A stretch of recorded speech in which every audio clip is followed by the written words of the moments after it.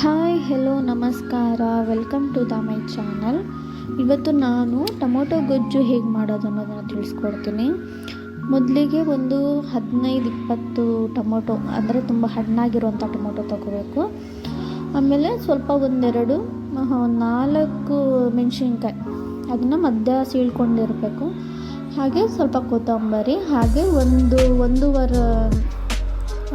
ಒಂದೂವರೆ ಸಾಕು ಈರುಳ್ಳಿ. ಹಾಗೆ ಎಲ್ಲದನ್ನು ರೆಡಿ ಮಾಡಿ ಇಟ್ಕೋಬೇಕು.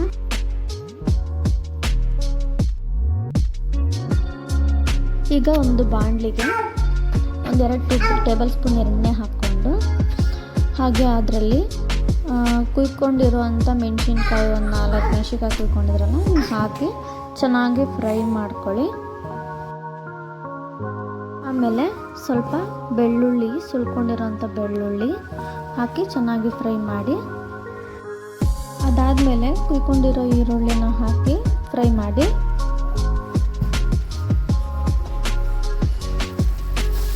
ಅದಾದಮೇಲೆ ಟೊಮೊಟೊ ಕುಯ್ಕೊಂಡಿದ್ರಲ್ಲ ಅದನ್ನು ಹಾಕಿ ಸ್ವಲ್ಪ ಡ್ರೈ ಮಾಡಿ.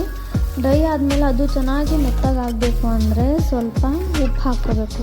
ಉಪ್ಪು ಹಾಕ್ಕೊಂಡು ಚೆನ್ನಾಗಿ ಅದನ್ನು ಮೆತ್ತಗಾಗೋರ್ಗು ಬಿಡಿ.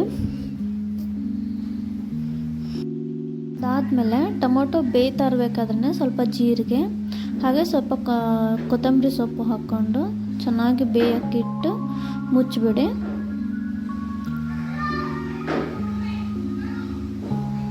ಅದು ಬೆಂದಾದಮೇಲೆ ನಿಮಗೆ ಗೊತ್ತಾಗುತ್ತೆ, ಸ್ವಲ್ಪ ಗಟ್ಟಿ ಆಗಿರುತ್ತೆ, ನೀರೆಲ್ಲ ಹಿಂಗೋಗಿರುತ್ತೆ.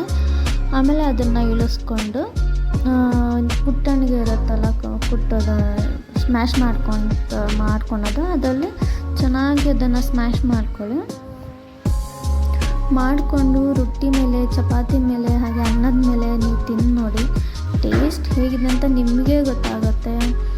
ಈ ವಿಡಿಯೋ ನಿಮ್ಗೆ ಇಷ್ಟ ಆಗಿದ್ದರೆ ಪ್ಲೀಸ್ ಸಬ್ಸ್ಕ್ರೈಬ್ ಮಾಡ್ಕೊಳ್ಳಿ, ಲೈಕ್ ಮಾಡಿ, ಹಾಗೆ ಬೆಲ್ ಬಟನ್ ಒತ್ತೋದನ್ನು ಮರಿಬೇಡಿ.